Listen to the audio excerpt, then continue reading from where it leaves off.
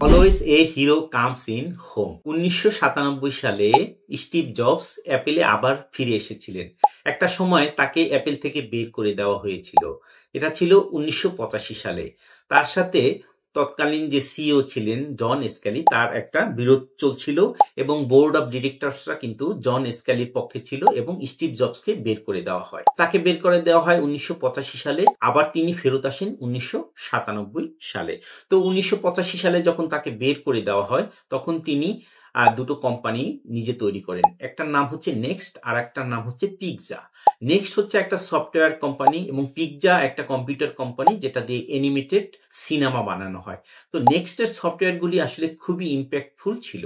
At the mean time দেখা যাচ্ছিল যে অ্যাপেলের যে সিইও ছিলেন জন স্ক্যালি, তিনি আসলে কোম্পানিকে ভালোভাবে লিড দিতে পারছিলেন না এবং তাদের প্রোডাক্টগুলি মার্কেট পাচ্ছিল না।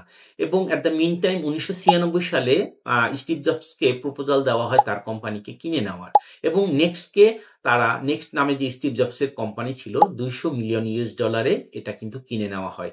এবং নেক্সট কোম্পানিকে কিনে নেওয়া মানে হচ্ছে স্টিভ জবসের আবার কিন্তু অ্যাপেলে ফেরত আসা। তিনি যথারীতি অ্যাপেলে ফিরে আসলেন এবং তার যে হাই ইম্প্যাক্টফুল যে সফটওয়্যারগুলি ছিল, এটা দিয়ে কিন্তু তিনি বিভিন্ন ধরনের কম্পিউটার লঞ্চ করলেন, আইপড লঞ্চ করলেন। তিনি প্রথম যেটা করেছিলেন যে আইম্যাক নামে সফটওয়্যার দিয়ে তিনি কিন্তু ডেস্কটপটা কিন্তু চালু করেছিলেন। এটাই কিন্তু অ্যাপেলকে প্রথম ঘুরে দাঁড়াতে কিন্তু সাহায্য করেছিলেন। এবং তারপরে তিনি আস্তে আস্তে আইপড, আইফোন, আইপ্যাড এগুলি কিন্তু আস্তে আস্তে তিনি লঞ্চ করেছিলেন। এভাবেই কিন্তু অ্যাপেল আসলে ফিরে আসে। এবং স্টিভ জবস যে কাজটা করেছিলেন, তিনি অ্যাপেলের সেকেন্ড টাইম যখন ফিরে আসেন, তখন কিন্তু 70% অ্যাপেলের যে পুরাতন প্রোডাক্ট ছিল সেগুলি কিন্তু তিনি বন্ধ করে দেন এবং থিঙ্ক ডিফারেন্টলি একটা ক্যাম্পেইন চালু করেন এবং ডিজাইন এবং টেকনোলজির মধ্যে একটা ব্লেন্ড তৈরি করেন, একটা ভারসাম্য তৈরি করেন। এবং তার একটা স্লোগান ছিল যে প্রযুক্তিকে মানবিক করা, টেকনোলজিকে মানুষের এক্সটেন্ডেড একটা ব্রেন তৈরি করা এবং প্রযুক্তিকে সহজ করা।